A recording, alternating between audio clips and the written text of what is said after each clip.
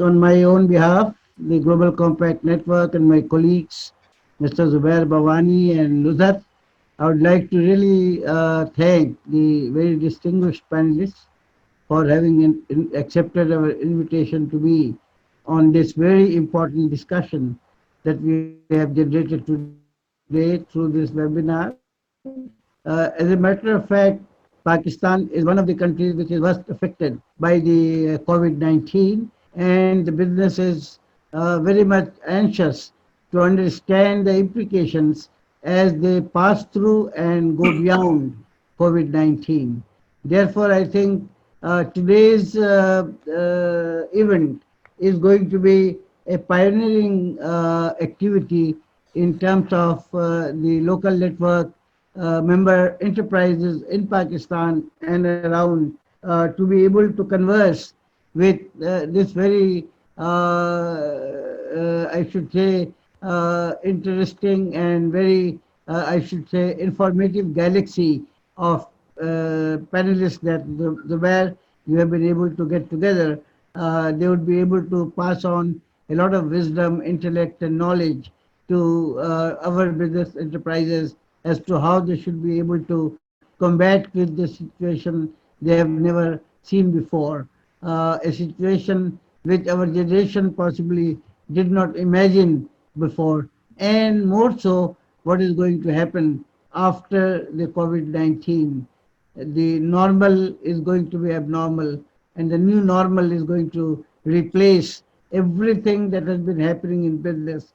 So it's not a small time for business to pass through. And each one of you who are representing your companies today on the panel are the embodiment of high spirits, motivation, inspiration, and very important torch bearing guidelines for those who are around us, who should be able to follow you and follow your wisdom generated from this webinar. So surely Global Compact Network Pakistan is going to look forward to your interventions. And as Zubair said, we will invite questions and answers from the participants, and I would like them to keep their themselves mute during the conversation. But surely they have a chance of sharing the questions, and they may be addressed to any of the panelists, or they could be thrown to any specific panelists they like, and we should be able to respond to them. So with these few words, I once again welcome you, and I think in the next few minutes we are going to have our formal proceedings to start. Is that all right? Yeah, yeah. So tradition culturally to start with Bismillah. I'd like to thank everyone who's joining us online and listening wherever we are at the moment. Thank you to all our panelists for your time, energy, and spirits in the mix of time zones. So we're going to start with just a quick, brief introduction of everyone that's joining us today. Start with you first, Metta. Metta Murdaaya, CEO and co-founder of Juara Life. Then we have Martijn van der Ven, CEO and co-founder of Athalos. We have Darcy Lunn, who's the co-founder, director of Teaspoons for Change. Froz Patel, co-founder and CEO of Africa Quantum 5, and Dan Thomas, who's the Chief of Communications at the Global Compact Network in New York. Welcome to you all. Thank you for sparing your time, but also what you're going to share with us. This is absolutely valuable insight that people will be able to sort of glean from you. We live in a very strange time at the moment. Where we were 6 months ago and where we were a year ago is very different. And as Fassi said, we're living in very unusual times. So it'll be interesting to hear from you as we ask a series of questions, but more of a conversation and a chat around. Yep. Just before we move around, yep. I would also like to especially thank the UNGC office in New York for having helped us in arranging the whole event, and particularly Dan, because we need you to give a very clear message to our member enterprises in the wake of the upcoming Leaders Summit, and we are looking forward that a number of Pakistani enterprises are going to participate online on this. So thank you very much for your cooperation, Dan, in organizing and assisting us in this webinar. Sorry, please go ahead, Zubair. Yeah. Well, I'll just echo that basically exactly as you said, Fasi, that all of this couldn't be possible without obviously the support of everyone here today. And there are a whole host of people behind this as well that made this happen. So thank you to all of you and all of them. But also, as you rightly said, all of this conversation and intellect will feed into the plenary of thought leadership and conversation that's going to be taking place in New York, but also virtually through the UN Global Compact Leaders Summit, which Dan will talk about a bit later. So this is all about uniting business. So let's get started. We have a big list of questions. So I'm keen to get started on some of those. And we will take your thoughts and opinions. So you guys are champions in your own rights, but more so now because you're aligning with bringing purpose to the way business is done. And you've navigated your own journeys in doing this. So taking all things impact, we're going to be throwing some need to know questions to you as our panel of experts, if you like. We'll learn from you how you've got started on your responsible journey, but also what motivated you and how you're navigating the space in today's environment and what you believe needs to be done by policymakers, by consumers alike to motivate innovations to create a more enabling environment as we come out of coronavirus, right? So again, just a quick thank you to all of you. For those people listening in online, you can connect with our panelists directly through LinkedIn. You can search and find them and feel free to reach out to them. So let's get started. If I can ask you guys to sit back, relax. I know some of you have your coffees and water, so relax and enjoy. So first question, and this is a generic question to all of you, and we'll start with Metta, then Martin, then we'll go to Darcy, Feroz, and over to you, Dan. What have you been doing to adapt to COVID-19, both as a business and as a leader of that business? So Metta, a few thoughts from you. Yeah, so my company, we sell skincare products, natural beauty products based on Indonesian botanicals. And our philosophy, our tagline's always been champion your natural beauty, which actually stood for Juar means champion in Indonesian, means championing your own personal confidence through healthy skin. The one thing specifically this has actually happened is it's accelerated a process which we are moving to, which is talking about beauty as an item of commerce, which I have my thoughts on how it was getting unhealthy, and pushing into the realm of well-being and generosity and switching the conversation from what can I sell to you to what can I give you of added value, because that's really kind of what beauty, well-being, and health is about. So our business switched very quickly from, not switched, but layered on product to also content that addresses other categories in the wellness space with the mindset of contribute first to your audience and your customers, and then the commerce is second. And in terms of a leader, we felt it was kind of our fiduciary duty to our customers or to our audience for whom we're making a statement about taking care of yourself as an important part of your life to be it became more relevant. So even the way I had to work with my employees and sort of put your money where your mouth is and treat your employees and also just message to our customers, everything was direct to me, just in the short term. That was a big shift in terms of leadership, in terms of making sure that everyone's okay, because that's what we tell people we do. We help you be okay. So you're walking or talking the walk or walking the talk. Excellent. Yeah. Or both. Martijn? And I'm sure, Matti, the definition of beauty is going to change because it is going to be beauty behind the mask. And instead of face beauty, the soul beauty is going to highlight better.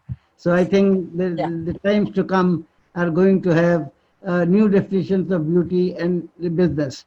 And we need to take stock of that opportunity and avail that opportunity in turning your business into this new challenge.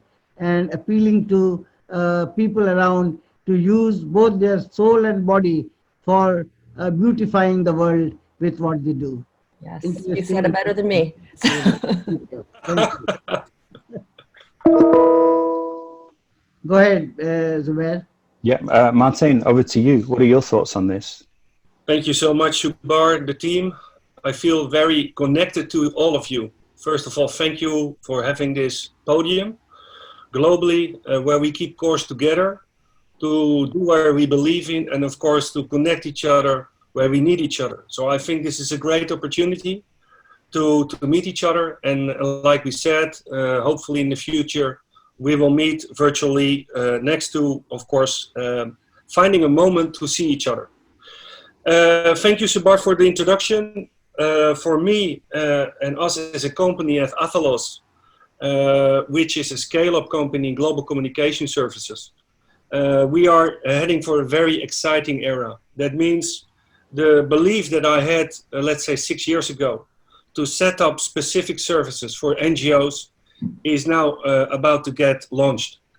And it is amazing that when you think about an idea and you think about making a proof of concept and just launching it during COVID time with a small company like us, with working on big things, with a new team, we are scaling up. It is important for me as an owner or co-founder is to help each other. And that means my team, the people where I believe in their talents, in their abilities, are not just coming from one space.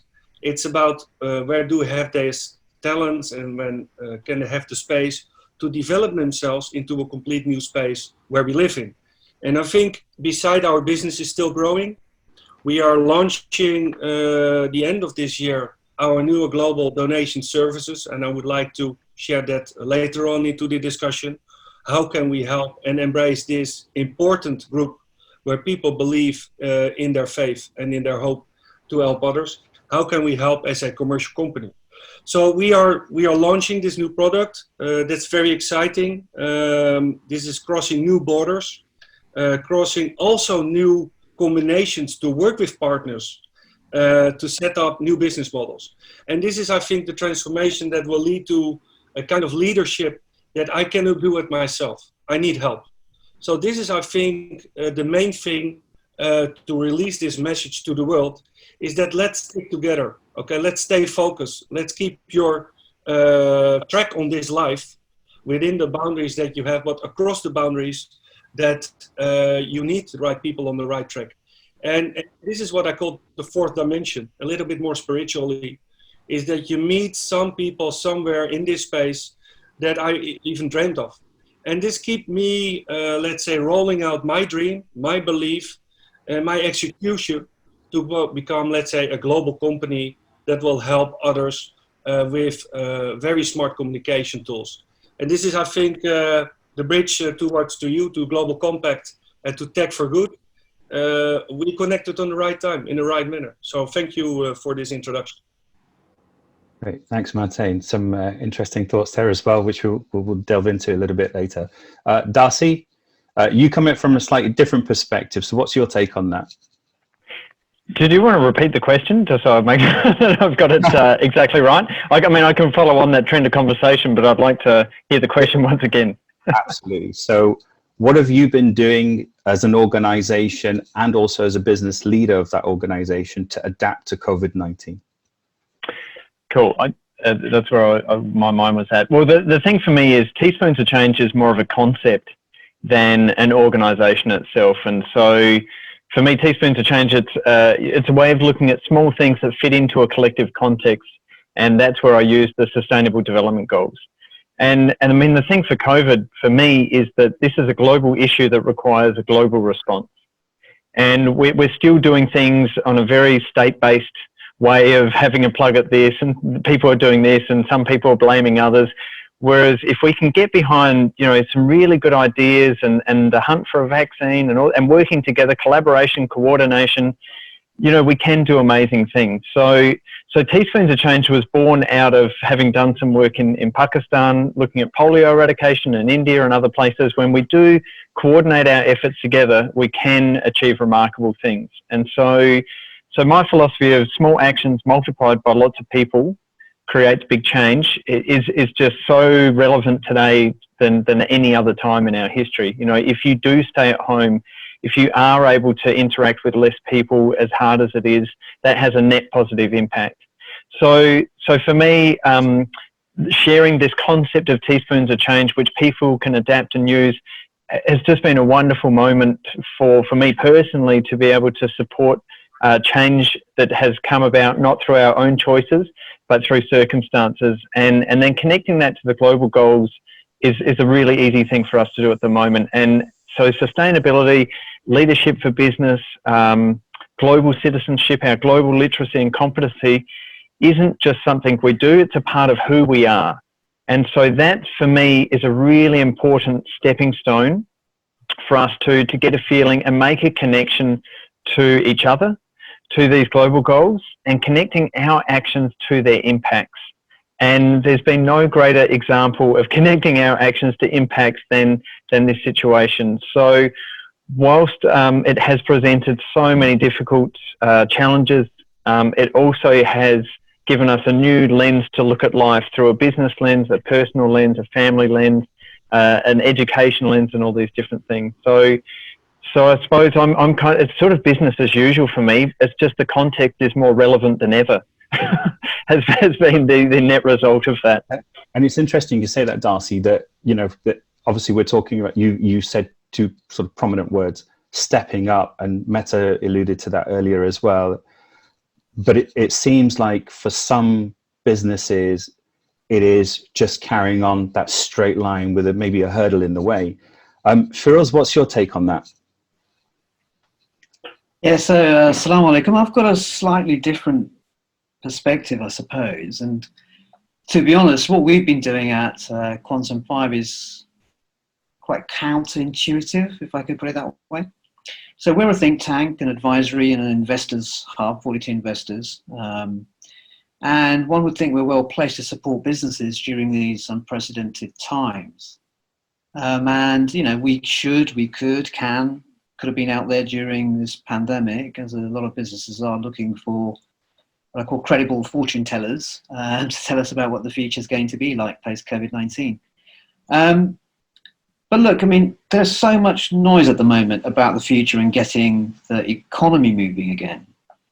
And as business leaders, we think that the future begins with pausing, listening, and understanding what's in front of us, and adapting and pivoting in the now and not jumping straight into what the future looks like. So, you know, the signals for the future are there in front of us, and we know how that they're presenting themselves, but are we really truly listening to what those signals are, rather than joining the bandwagon of coming out of COVID-19, and who knows what that looks like. And look, let's be clear, there's no going back to normal. You know, there's been a paradigm shift of normal, and paradoxically, we don't even yet know what the new will look like. So one thing that I've observed over the last 2 months is that the COVID crisis shows us that businesses have to be conducive to life, or there won't be any more businesses anymore. So if we just look at the work-life balance that's been going on, and how people are now adapting to working from home, all of these things kind of, you know, lead us to some really interesting insights. And, you know, it's a terrible time. You know, this is a journey that we will get through, and we all know that life won't be the same, just like it wasn't after World War II. But one of the things that we have to do and appreciate is how can we all move together from an anthropocentric way of doing business to a more ecocentric and regenerative one. And I don't think we all have the answers to that, but I believe the opportunity is real and it's here, and we could really seize this moment. Look, finally, one of the things that I've been doing personally from Quantum is, you know, mentoring hackathons. That's been quite energizing, and working with young entrepreneurs to find solutions to tackling COVID-19. So that's been really good fun. Supporting community organizations, becoming a first responder, helping charities, supporting some of the vulnerable in our society. That's what's in front of me at the moment. And we've taken a view to just pause, stop, look, reflect, and think about what that future looks like, but let's not rush into that. Okay, I'm going to pause that thought also with you, Froz, because I want to ask you a question that relates to that, but I'll ask that later. Dan, what are your thoughts? What have you been doing both as an organization and then as a leader within that organization during COVID-19? And I know the Global Compact has changed many things in its approach to engagement, but could you just shed a bit of light on what you've been doing? Well, thank you, and thank you to all the panelists. It's a really fascinating discussion. I'm in New York at the headquarters of the UN Global Compact operation, the Global Compact office, and our response so far has been to really try and step up for the 10,000 companies that are part of our global network through our 68 local networks, Pakistan being one of them, and to try and show, give our companies and the chief executives that run those companies some sort of North Star to navigate this very difficult time.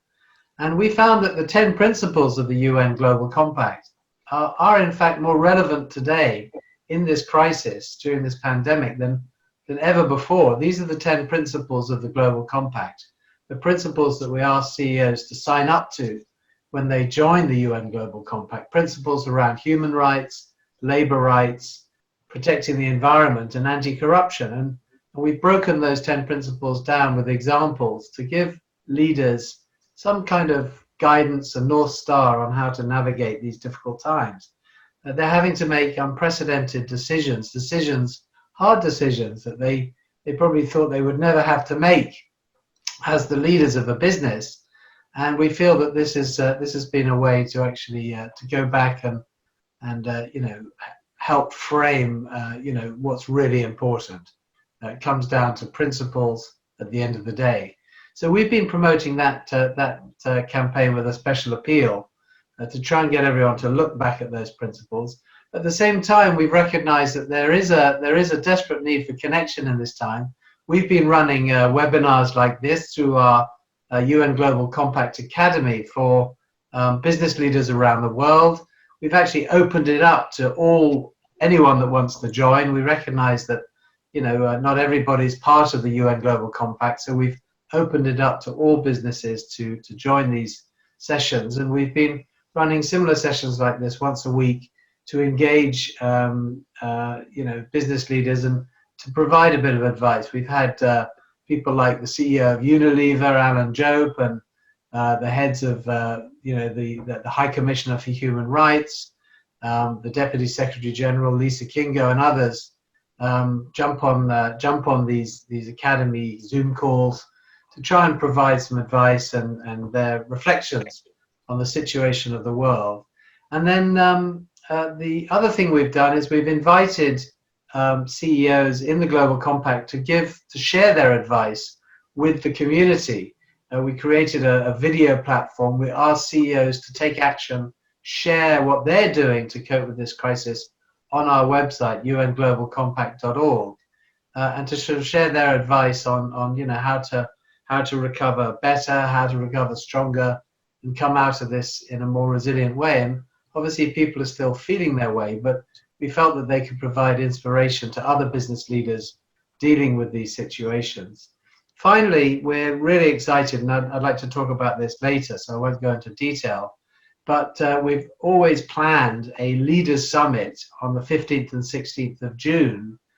This is our 20th anniversary as an organization, 20 years of uniting business for a better world, essentially, around these 10 principles. And we were planning a Leaders Summit. It was going to be in New York at the UN General Assembly and at the Javits Center. And we've decided to take that online to create a virtual Leaders Summit. And we're really excited, and I'd like to talk about that a bit later, really excited about the opportunity of using the new technology and the situation we find ourselves in to actually put together something which is bigger, better, more inclusive than anything we could have organized in a physical way in New York. Thank you. Thanks, Dan. And as you said, these are moments of reflection, and we're all adjusting, as it were, to this new way of working through webinars and and the like, and whether we do that from the comfort of our homes or from our offices, it's an interesting space to be in. And I think, as you mentioned, the virtual summit will be unprecedented in how it really makes it very inclusive for everyone to have a say and everyone to have a part of that conversation. Martijn, I'm going to jump back to you and moving on from our earlier sort of introduction question, as it were. You talked about some of the changes that you've had to take in Athalos, and how you have this bold vision of a world. How are you feeling about the changes that you've had to take in your business, both organizationally and also as someone driving the organization, in terms of COVID-19? So let me rephrase that. Is what you have done currently part of a longer term plan, or did you have to adapt and make those changes as a result of the situation that you faced yourself in?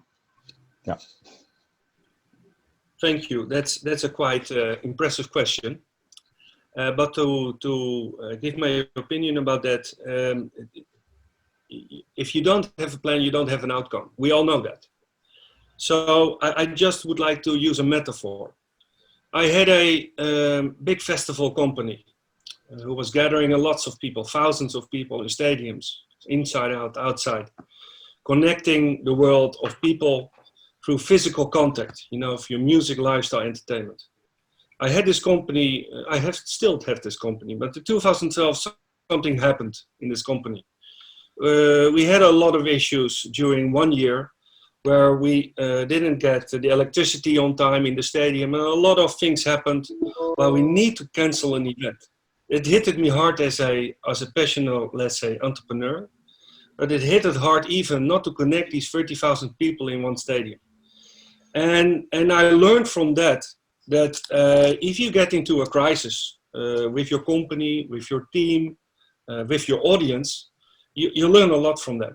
So I decided to use that vehicle still, events, because event marketing is an important way to communicate to your audience. And I would like to come back later on that, because this is one of the 2 dots that we would like to place into the waters of the ocean and to create big communication about it. Metaphorically speaking, we had in 2012, we had this company. Now we are 2020, and we did set up Athalos in 2014 as to become a global communication company and building a uniting product that is connecting literally and physically the world of 1 billion people. And 1 billion people means for Athalos, we have built a product that we connect business to business through a revenue share model with a very low cost model, which makes it affordable for NGOs to use our connectivity platform, just to gain fundraising through our system. And that idea was launched in, let's say, 2014. And I met a lot of people in the meantime to write this book together and to unite together, from World Humanitarian Summit in Istanbul up to this great platform where we are speaking right now. And so this was in a way an unplanned coincidence to bring things together. Let's say where I learned from the technique and technology space, from the event space, and of course into the communication space between all of us. And I had to learn, of course, in the past years, and now mainly in this time of COVID, is to transform even much more faster this, to be honest, also window of opportunity that we can fill the gap in communication levels, and we can give a free product to the world that is not existing. So it learned in the past months already, this whole transformation is going so much farther. We get much better attention also of the companies that we need. These are the operators who are giving access to the number. These are the carriers who are transporting, but mainly we are doing this for these nonprofit and NGO clients that we would like to offer this platform. And we get now this attention. And that's, I think, follow your intuition, follow your track of life. fill the gap where you already had in, let's say, a proven concept that can help in these days to communicate. Because telecommunication is even much more important. Like we learn now, we are in Zoom, we can hang out. This is our connectivity world. And I think, and I hear that also from our, let's say, colleagues in this webinar, you can make the difference now. You need to learn to adapt in this space. If you don't, you're an outsider, let's be honest. It's all about stay visible, communicate, and also get others involved into your ecosystem. And this is the ecosystem of Athalos, where I think we can play a major role in the world of business where we are in. So did I really think hard about it? Yes, of course. It's a marathon. And this marathon is, if I look at Dan in New York, I would love to run that marathon. I'm running it now, virtually. And I think we are a couple of meters before the finish of the marathon together. And we will succeed. We will overcome. And there's a new space, of course, we know that. But at the end of the day, I'm very excited about this new era. So I look forward to fill the gap and to embrace each other, to get things done. And I think that's the main focus for all here, is to get things done. Conversation is good, but let's call it in call to action. And this is where my company is. It's all about call to action. Help now. Martijn, I love your optimism and this whole approach of it's got to get better, that, you know, you can see the light at the end of the tunnel. And I think for some of the people listening in online, and we're on Facebook now as well, it's really important to take stock of that yes, it is a marathon. It is a challenging time, but you just have to pivot and adapt, right? And you guys are available for support, and there are a whole host of other people available for support as well. We've got lots of questions coming in online as well, so we're going to try and mix and match some of those. So you'll have to just bear with us as we rephrase some of the questions. Froz, I want to jump across to you, because you made an interesting point a little bit earlier about how you haven't really changed the way you do business. And I think Martijn has alluded to some extent on that as well. How do you feel about the changes that you have made as you look towards a future of a world after COVID-19? So just a kind of small thought there.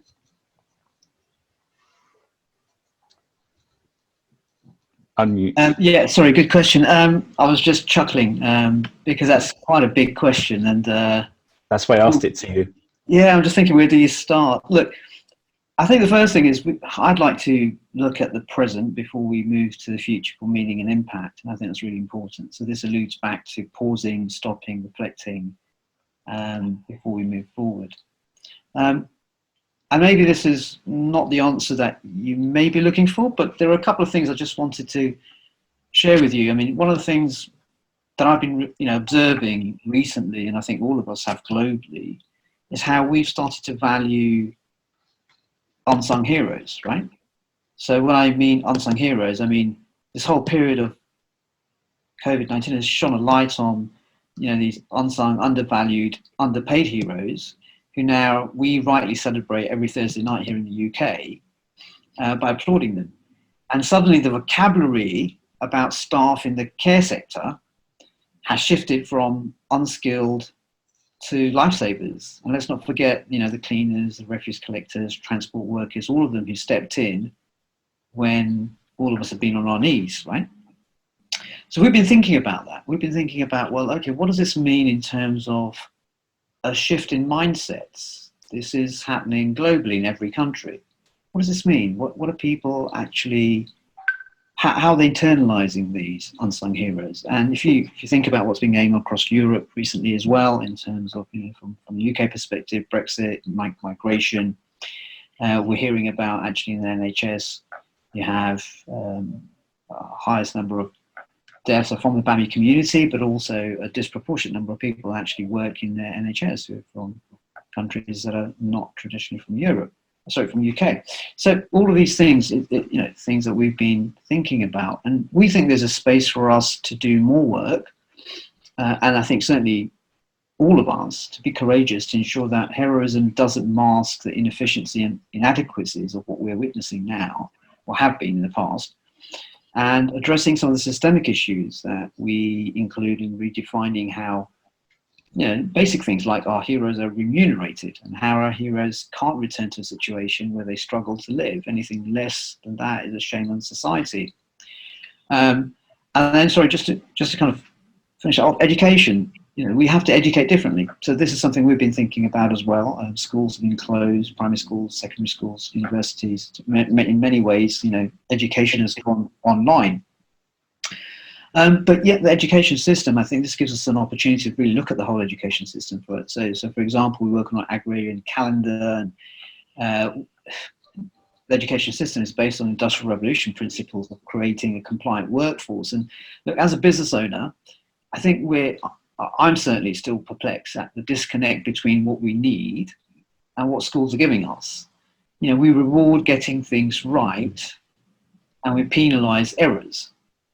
And this seeps into our workplaces, right? With colleagues who are fearful of making mistakes. And yet we all know that actually it's only when you have courage and you're willing to think outside of the box and not afraid of making mistakes that innovation happens, right? But yet we hide those mistakes.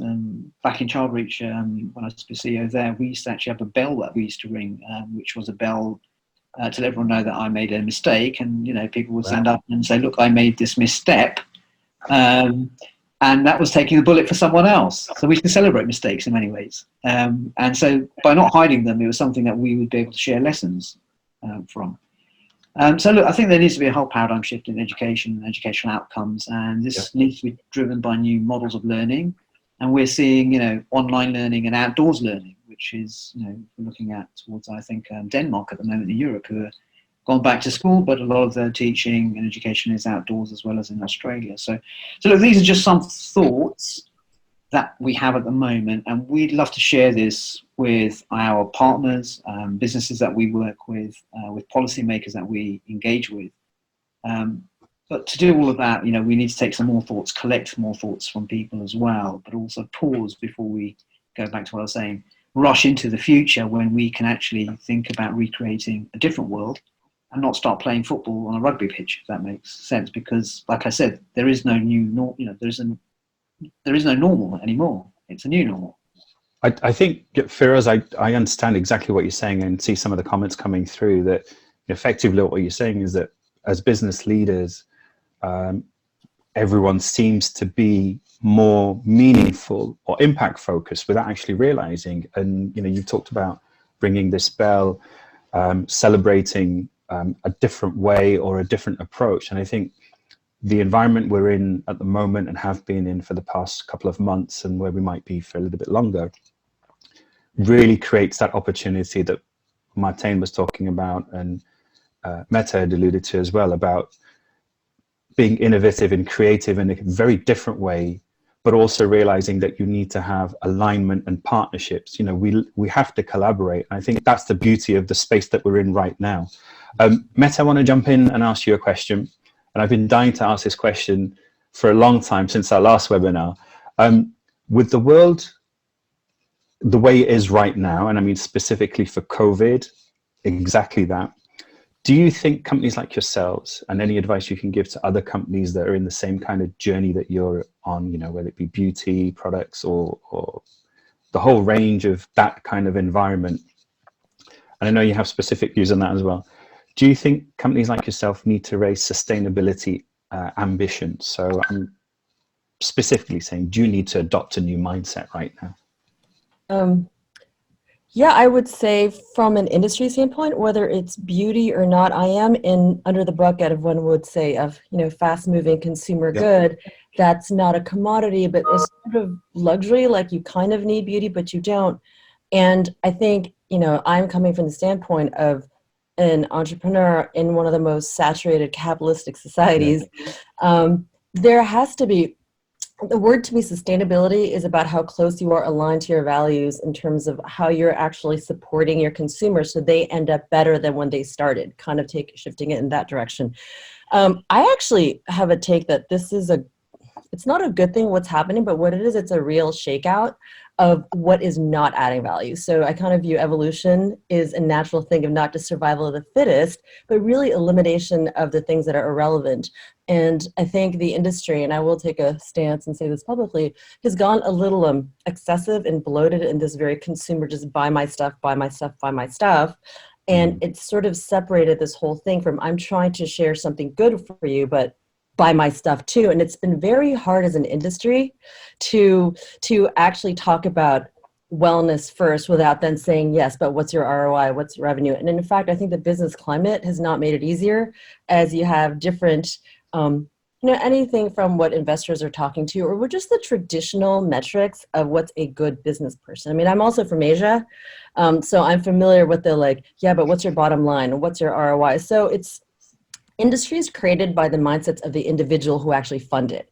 If the mindsets of the individuals who run and fund and move certain industries don't change, it's hard. But something like this has completely ripped the rug out of underneath people who are trying to shove stuff in people's faces and push a particularly capitalist agenda. For the record, I'm a for-profit company, so I love capital and money, let's just be clear. But in that sense, it cannot be devoid of asking the other question of how is your business as a fundamental addition to the universe? Because who needs more goop in a jar? Like really, who needs another whatever it is that you're offering? I'll be honest, in so many ways, if it's a product, unless there's a why that's bigger. So I can't remember the original question, but what it comes down to is it's shifting a ton of stuff forward. You have to adapt to sustainability goals, not because it's going towards it, but you have to return to it. And I think we've forgotten as a society what those, the original reason we went into business in the first place was to offer something that someone else needed. So how can we do that first, and needing in a way that's healthy, and then all of the money stuff comes behind it. So I think it's more of a return to sustainability and eliminating the bloat. I love that phrase, and I'm going to pinch it. So don't be surprised if I use it in some blogs or articles on LinkedIn. Return to sustainability. Darcy, I want to come over to you because you have so I don't want to say that you sit in a completely different vertical, because you don't, because we are actually all interconnected as this big cog of humans all working towards purpose. But you have a different take on things given the type of work that you're involved in. So same question to you. Do you think companies, and I know what the answer is, but I want everyone else to hear it from you. Do you think companies need to raise their sustainability actions and adopt newer mindsets? Yeah, absolutely. And I mean, my background comes from living and learning from around the world. So I've worked in aid and development in more than 90 countries in the last 20 years, and have learned so much from how people live with nothing, often in the places, the communities where I've learnt from. And so for me, it's always been the case of how do we have a good life when we have control over nothing? And that's what I've learned, unfortunately, from people who don't have that choice. It's forced upon them. But it really resonates with our current circumstance. So I've always chosen or tried to choose a pathway that is around not hating Mondays. That's kind of my mantra, is if you're hating Mondays, then Monday isn't being terrible, it's your life that's the issue. And I put a comment in the chat section here that was, the problem is COVID, absolutely, as a virus, but also the problem is that we have a society that is so fragile and fractured by something like COVID. The issue isn't just the virus. The issue is we live in a society which is dependent upon money, economics, jobs, and these sorts of things. So I think we're going to learn a lot of lessons. And the things that really resonated in the conversation with me so far, from Metta, from Martijn, Dr. Froz and Dan, is that if we have a distinct set of values and systems and ways of living that is about people and is about the planet and is sort of rooted in the way that we connect with each other, then it's hard to lose. I always feel like I've won the lottery because I don't have to enter the lottery to try and have a better life. I've learned how to live within my means and to appreciate the wonderful things that exist without needing all the externalities too much, you know. Obviously there are basic necessities, and I'm not anti-capitalism either. I love working with businesses like Metta and like she was saying, that have this distinct purpose in life to provide well-being for people. And so I'm working with a network of schools at the moment, the Dulwich network of schools, and they're, you know, an education company, or, you know, they work in schools, but really I love calling them a sustainability organisation that specialises in education. And so if we can kind of reframe the way that we do these things, and we create a new narrative for ourselves. So I'll just give you a really quick example of people who are working in the cafeterias of some of these schools. You know, I say to them, you're one of the roles that you're doing is providing nutrition for children who hope to become, you know, wonderful global citizens in the world. And so while they're cutting carrots on a Monday morning and, you know, not overly happy to be there sometimes, they can feel like that they do fit into a bigger society. And so for me, it's about making sure that we understand our personal purpose and way that we function in the world, but how we fit into 7.5 billion people on a finite planet. And so I really like going between those two lenses of what's my personal contribution and how does that work for me, and then how do I fit into the bigger picture overall. Great, fantastic. And I think, you know, just on some of those points you mentioned, particularly one about sort of embedding and incorporating global goals and that kind of alignment, that's music to Dan's ears, I think, and we'll come to Dan in a moment. Yeah, Martijn, yeah, go on. Sorry. So and just the principles of the Global Compact.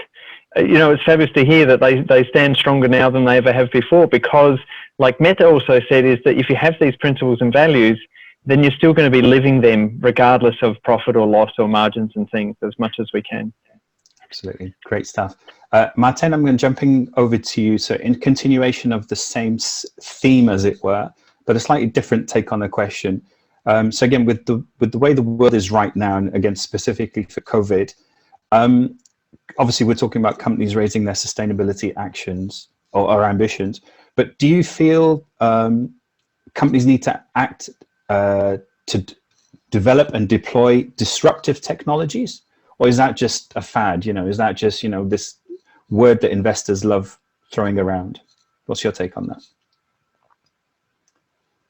Again, a good question. Thank you. First of all, I would like to bring a thought back, Froz, about the new normal. And this is also what our government is of course exploring in the new world, and they're tied up with their own rules and of engagement with the citizens of the Netherlands or Europe.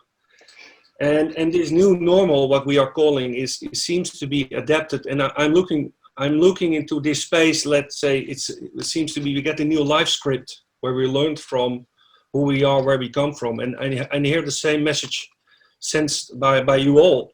Is we need new types of education platforms, right? We need to. When my son and my daughter, 10 and 13 years, are now sitting for 2.5 months at home and learn how to use Teams from Microsoft, well, that's a helpful tool. How to communicate differently and more effectively. These are things are happening very near to me. And I'm seeing this while I'm running my company from home, but also 2 or 3 days per week from the office, because I want to stay there. I really think that we should think together about what is this new normal. Instead of that, there is a policy that is guided by our governments, which is good because we are in a crisis. But I think it's important for ourselves here, is that we stay focused, we stay alive and kicking in the world, like Darcy said. Is what can I do? What can I contribute about that? And I think this is bringing it back to the question of you, Zubair. Sustainability is a trigger to investors. It's a trigger to vendors. It's a trigger to your clients. But what is that for my company?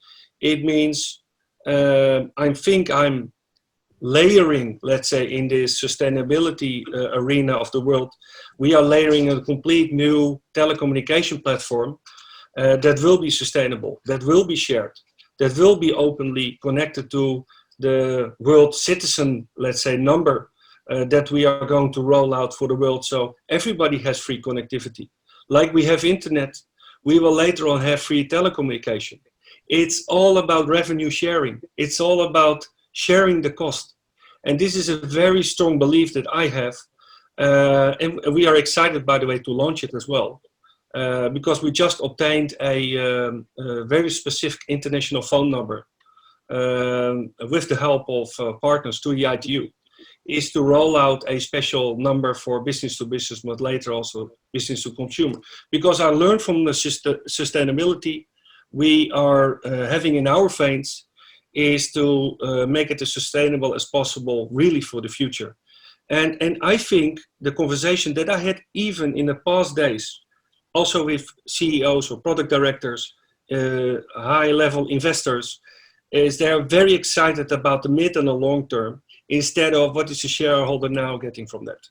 So I think it is important as a business owner to teach, and I hear that also from all of you, also from Darcy, is how to educate your environment in this new learning, in this new world.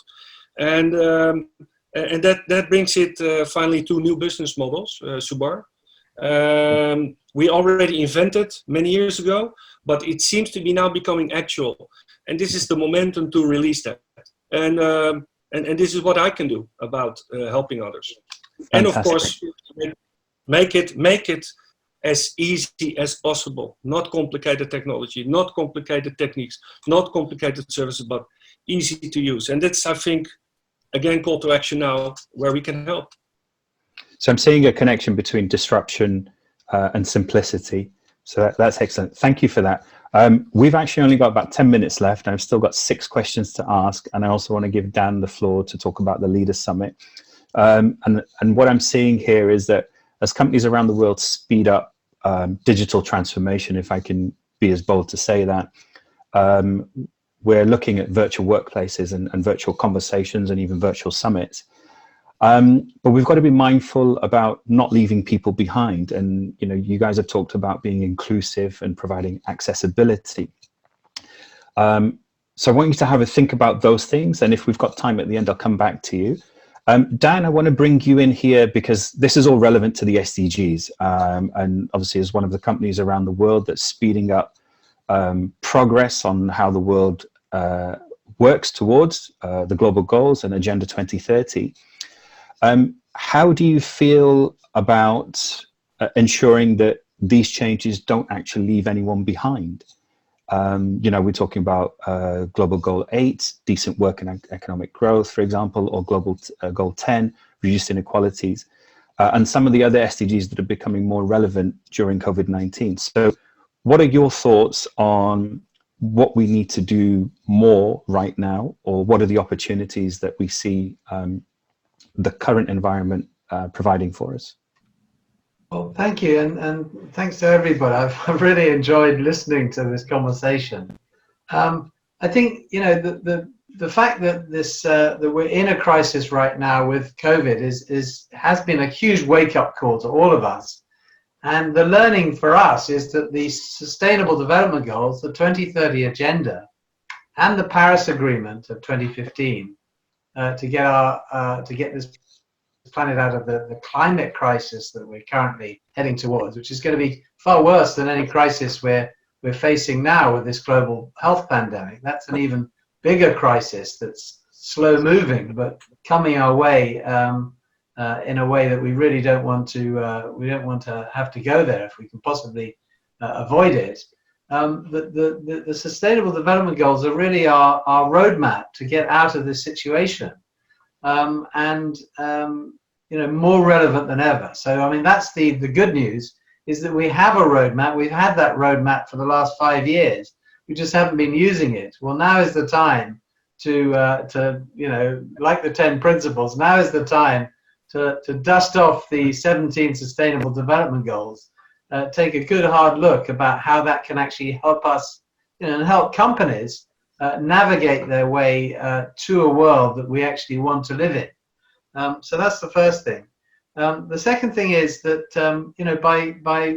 we're really keen to use this time to bring people together.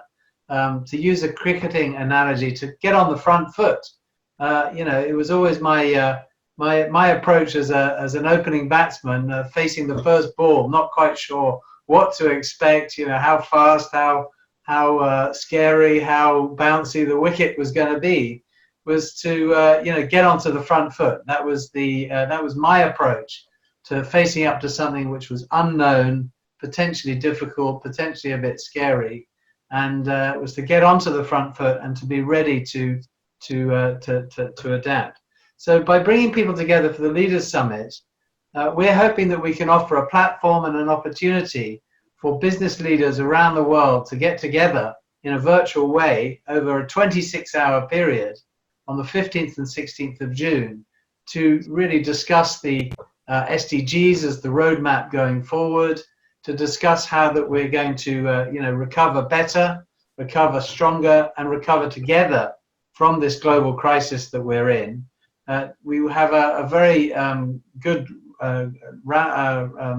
lineup of speakers.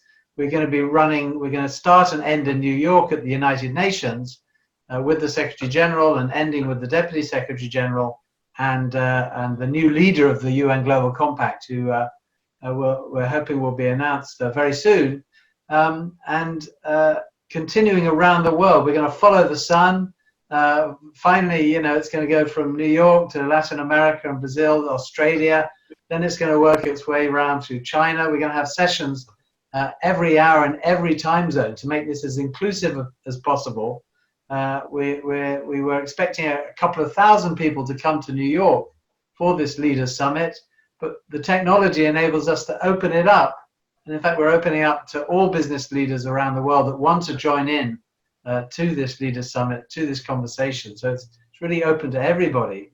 And to have that conversation. When we come to Pakistan, Pakistan will be joining Bangladesh and Nepal for a South Asia session on the SDGs, and then it'll move to Europe and then back to New York. So I just encourage everybody to join this Leaders Summit. It's on the 15th and 16th of June. You can register on our website, unglobalcompact.org. You'll find a link there.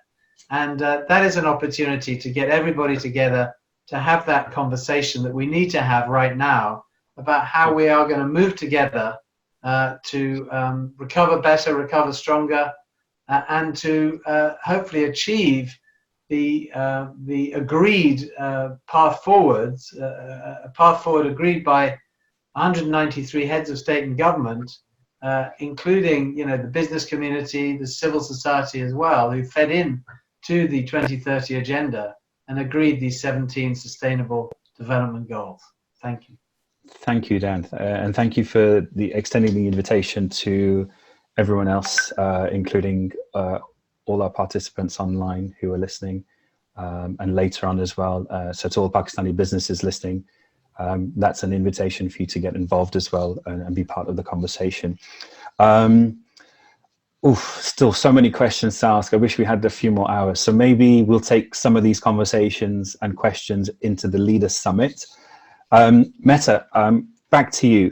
You visited Pakistan not so long ago, and you got to see, well, I'll let you say it in a short kind of summary of what your experience was. But I'm keen to hear from you for our Pakistani businesses, entrepreneurs, family-owned businesses, the new wave of startups. What practical advice could you give them based on your perception of Pakistan and not the general perception of Pakistan, on how they can make better their outreach strategies to become more accessible for everyone? So what I'm saying is, how can they reach out better to people like yourself in New York or Indonesia, or to Martijn in Amsterdam, or Froz in London? What can they be doing differently? What advice and guidance can you give them? Okay. Wow. Big question in 60 seconds.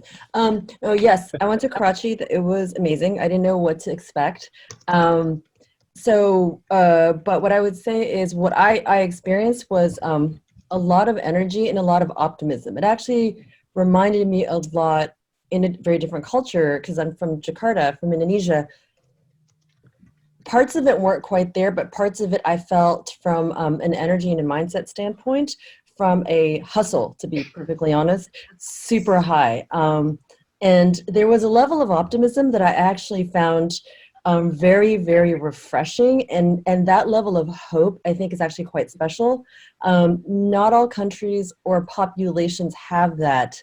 And when I was there, I felt like there was a new government, and there was a shift towards, it had the right energy of, I think, optimism, the willingness to hustle, and also the willingness to improve, add value, expand. So that's actually a really good place to be. Almost, you know, can I just be honest? The underdog that's about to overshoot a bunch of people.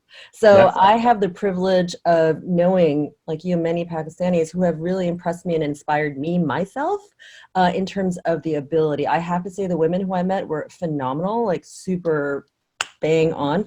In terms of practical advice, I think Pakistan, because I do work with Pakistanis, are in a really good place, just from an international standpoint. My company's virtual at this point. So I look at people and even employment, whether it's part-time or not, from all over the world. I'll say this kind of as a general thing, because I think it applies to Indonesians as well and other countries.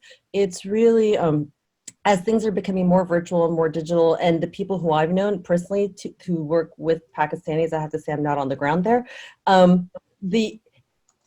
There's a lot, and I think it's growing. And I found myself recommending, why don't you, let me connect you to this person in Pakistan. I'd say just for an international expansion, cultural context always helps.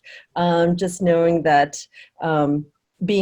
just understanding how people actually work and think in other countries, because it's really being able to connect and work digitally with other businesses outside is because as soon as you become comfortable working on the other end point, I think it's actually, there's a lot more opportunity for commerce. So I'm talking on the international side. The hard skills, I think a lot of them are there, to be honest. And the ambition, like I said, the mindset is there. It's just the soft skills.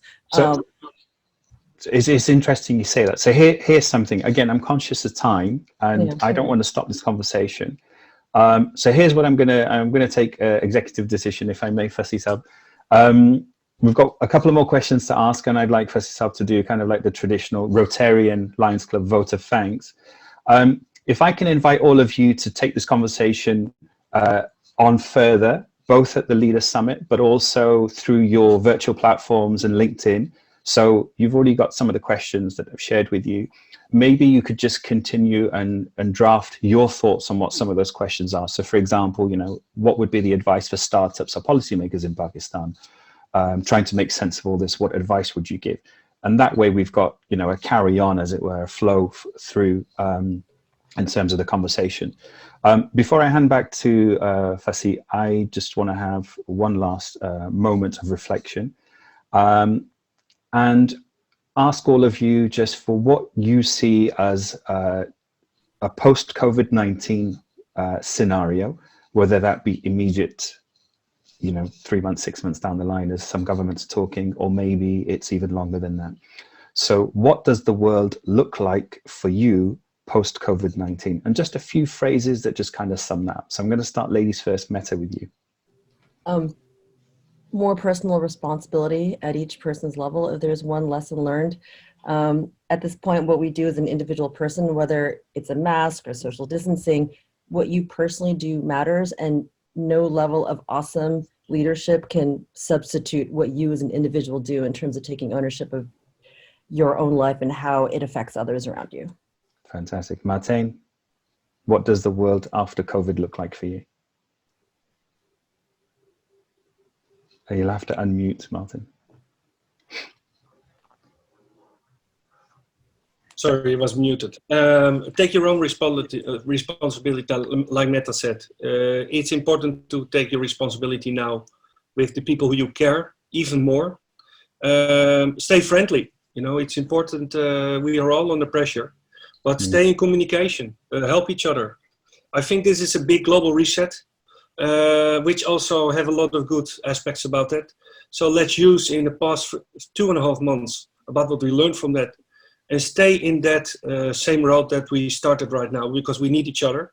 So I would like to keep it very near to me. Take care of each other, take your responsibility, and take the action still all the time.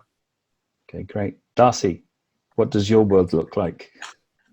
Record and remember. So that, you know, this experience has given us many different ways to think and to do, and some difficult and some fantastic. So, but I think the ones that we can really cherish of slowing down or spending more time doing certain things or making more time for yourself or family, or how much you miss being able to hug someone or whatever it is.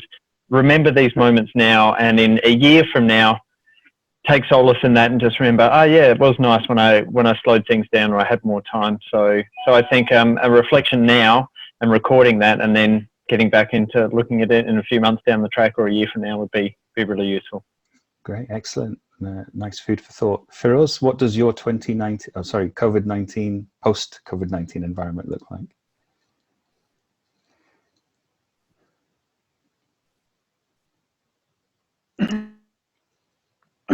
I don't know. And it goes back to what I was saying earlier on. Just don't have the crystal ball to actually look into it. So, you know, we can all sit here and think of what it would look like. One thing I will say about that, I think it is going to be, whichever way you look at it, a reset, a huge reset, as Martin said. And I think there's going to be certainly a lot more introspection in this new world that we'll go into. But who knows? Yeah. Dan, final word from you. But I'd also like to tag on, what does 2030 look like for you as well? Well, we're moving towards a more sustainable world, hopefully. If we take the lessons that we're being presented with, and we take this to heart, we reimagine our future in a more sustainable way. We're better together, countries, companies, communities, societies, using the Sustainable Development Goals and the Paris Agreement on climate as a roadmap. You know, we can actually reinvent the world as we want it, and actually as we need it as a human race. So let's unite in the business of a better world. Thank you. Great, thanks, Dan. I just want to say, before I pass over to Fassi for the final words, thank you to all of you, Metta, Martijn, Dan, Darcy and Froz. You've been absolutely awesome. I really enjoyed this conversation, and I know we've had conversations like these over the years we've known each other, and I hope that we can have many more. I think one of the things that I can sum for me is that collaboration and partnerships are definitely the way forward. I'm a champion of that myself, but I can see it in the real sense now, and I'm absolutely loving that. And I think that, you know, the hashtag Uniting Business, you guys have embodied that today. So thank you for your thoughts, your time, your energy, your advice.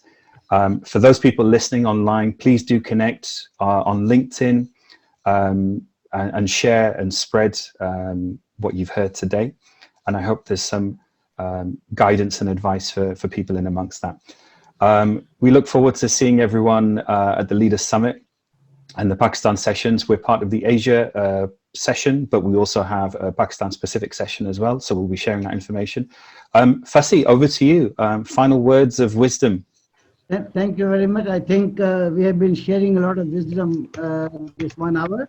Without taking names of every distinguished panelist, I would like to thank each one of you for your very, very interesting, exciting intervention and giving a lot of food for thought to Pakistani business to think about now and the future. I would also like to say that the forthcoming 20th anniversary of UNGC in New York is in the Leaders Summit is a unique opportunity. I had the privilege of attending the 10th one, and at that time it was very difficult to say that Global Compact principles were so prophetic that today it seems to be the order of the day. And surely those who are going to participate in the Leaders Summit are going to share how we can make this mission more effective. To the distinguished panelists, I invite you to come and participate in Pakistan's business and economy. Feel free to get in touch with us. Feel free to get information from us. This is the right time for you to intervene in Pakistan's economy and society and participate effectively in your business, expanding your business too. The Global Compact Network Pakistan will be at your disposal to help you out in whatever possible way you think.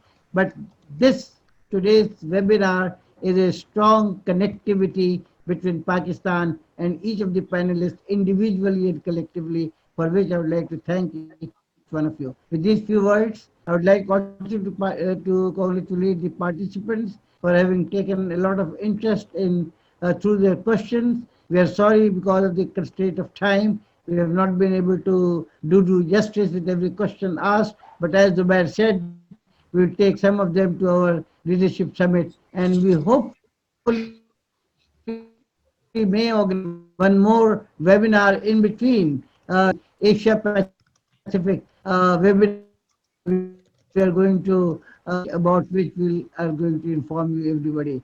So thank you very much each one of you for your intervention, for the sharing of your wisdom, intellect, and for the future that you saw, which will affect Pakistani enterprise very positively. Thank you. Great. Thank you, Over to everyone. you. Thank you. Thank you And very much, we'll stay in touch. We'll speak soon, and stay safe. of course. Thank you.